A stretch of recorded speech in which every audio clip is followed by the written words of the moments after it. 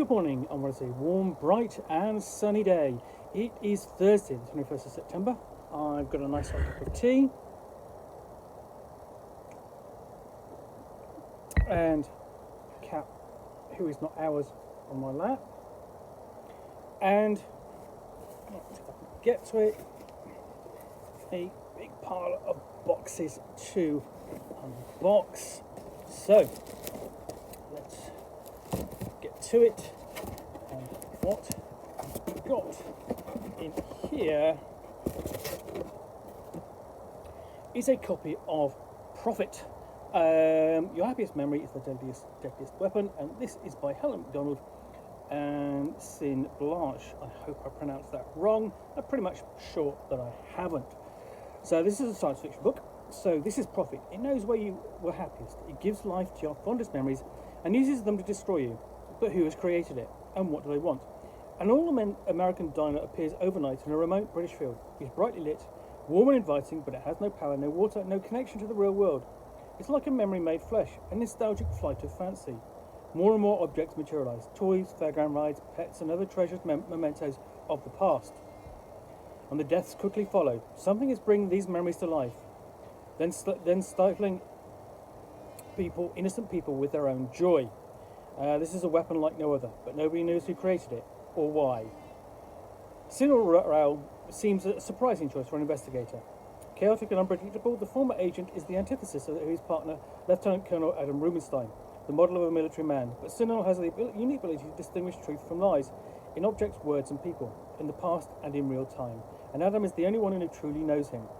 After a troubled past together, now as they battle this strange new reality, they are drawn closer than ever to defend what they both hold most dear. For Prophet can weaponize the past, but only will love protect the future. So, this, what's interesting I think about this in some ways about this novel are its authors. Now, I don't know Blaché, but she has been writing horror and science fiction stories all of their life. Whereas Helen Macdonald is a writer, poet, naturalist and historian of science. She is most notable for writing H is for Halt, a very well received piece of non-fiction, award-winning.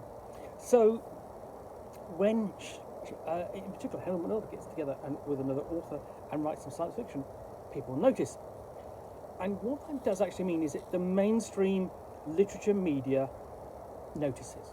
And by that I mean essentially it's sort of like it's not just science fiction critics and readers that notice. It's people who don't normally look at science fiction or read science fiction and dismiss it as being something of interest to them. So yeah, really not very much to really kind of see in here.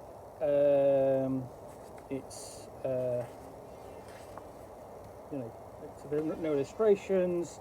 I'm going to be interested to read this. This essentially it veers between, like, sounds as if it veers between science fiction and horror. Whether or not how much of an influence the one author is upon the other is I don't know. We do have a glossary at the back. So there's some technical stuff in here, referring to the CIA and ATC, air traffic controller, that sort of thing. So quite a lot of military references in there before we get to the acknowledgements. So it is in some ways sort of like there's quite a bit of technical dressing, as it were, to the novel. But I think it's going to be an interesting read. It's a lovely book. And that has a lovely embossed effect on there. And I will add this to the reading pile and get to it when I can. So I hope you've enjoyed this unboxing in the Nook. If you have, then please do click on the like button down below. And of course, if you've got any comments or feedback, I do appreciate you taking the time to post those. And lastly, if you want to be alerted to get more unboxings in the Nook, where you will see me out here with, of course, a box containing a book or novel, or typically a game, in this case a novel, which I will unbox and chat about to the best extent of my knowledge for roughly 10 minutes or so, all of course accompanied by a nice hot cup of tea. then please do click on the subscribe button down below. Thanks again for watching, and we'll be back again soon with another one. Bye for now.